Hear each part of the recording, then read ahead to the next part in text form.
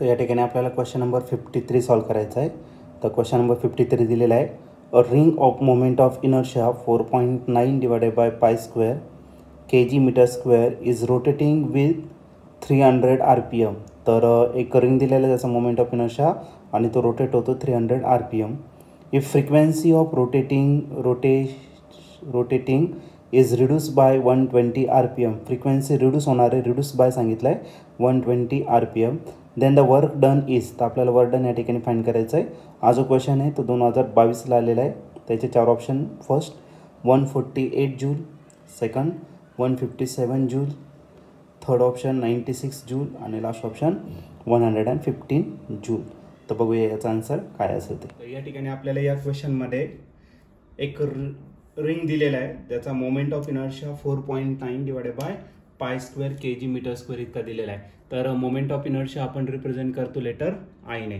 तर आय दिलेलं आहे तुम्हाला 4.9 divided by pi square kg metre square एवढा तुम्हाला मोमेंट ऑफ इनर्शिया दिलेला आहे. ओके, हा झाला तुमचा मोमेंट ऑफ इनर्शिया.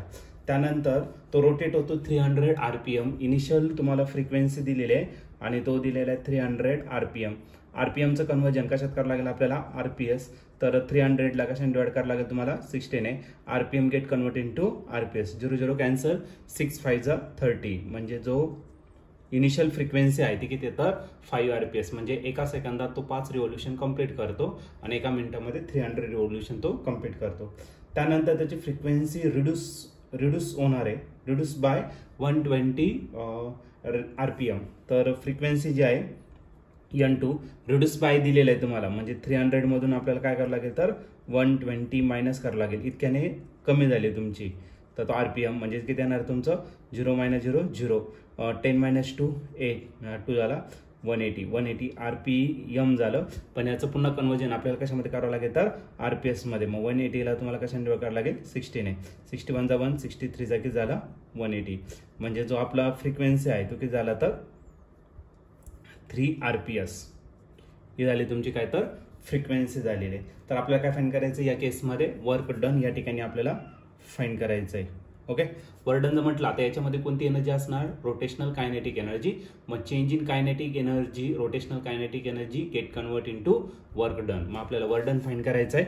मग वर्क डन जर घेतला तर initial kinetic energy, rotational kinetic energy जास्त आहे. मग 1/2 I ω1 स्क्वेअर करणार मी. Okay, minus 1/2 I ω2. आता I कॉन्स्टंट आहे म्हणून त्याला 1 आणि 2 करायची काही गरज नाही. याच्यातून कॉमन येणार आहे 1/2 आणि I, आणि तर राहिलं ω1 स्क्वेअर मायनस ω2 स्क्वेअर. ओमेगाचा जो फॉर्म्युला घेतला तर ओमेगाचा फॉर्म्युला काय आहे 2πn. मग n1 कन्सिडर करा आणि त्याचा काय येणार स्क्वेअर. आणि ω2 जर घेतला तो कसा आहे 2πn2 त्याचा ब्रॅकेटचा स्क्वेअर. ओके, आता 2चा स्क्वेअर केला तर काय होणार 4 आणि पायचा स्क्वेअर केला तर पाय स्क्वेअर. बिफोर दॅट आयची व्हॅल्यू पुट करून टाकू. आयची व्हॅल्यू आहे 4.9 divided by pi square. Okay, आणि याच्यातून जो कॉमन येणार आहे 2चा स्क्वेअर 4 आणि याला पाय स्क्वेअर. मग इथं ब्रॅकेटमध्ये राहिलं n1 square minus n2 square. बस याची व्हॅल्यू आपल्याला पुट करायचं. Before that pi square get cancel, 2 × 1 2 2 4 आणि 2 ने याला मल्टिप्लाय केलं तर भेटेल तुम्हाला 9.8. आता n1 दिलेला आहे तुम्हाला किती, n1 5, 5चा स्क्वेअर किती 25 मायनस, आणि n2 जो दिलेला आहे तो 3चा स्क्वेअर जर केला तर 3चा स्क्वेअर किती 9. 25 मायनस 9 हा झाला किती 16. आता 16 याला मल्टिप्लाय करा. 16 8 जा 128, 128 8 झाला आणि कॅरी किती गेला 12. 16 9 जा, तर 16 9 जा केलं 144. 144 याचा जर ॲड केला तर हा 6 झाला. 4 + 1 5, 156.8 आहे तुमचं काय असणार तर आन्सर 156.8. तर हा झाला तुमचा वर्डन कशामध्ये मेजर करतो, जूलमध्ये. आता तुम्ही जर याचे ऑप्शन जर चेक केलं तर याचा ऑप्शन तुम्हाला एक्झॅक्टली येणे दिलेले पण याला राऊंड अप केलेलं आहे. तर 156ला त्यांनी काय केलं 157 केलेलं आहे. 157 जूल हे तुमचं काय झालं तर फायनल आन्सर. आणि ऑप्शन जर चेक केलं तर ऑप्शन नंबर बी या ठिकाणी तुमचा राईट मॅच होतोय. तर या क्वेश्चनचं जे आन्सर असणार आहे ऑप्शन बी असेल.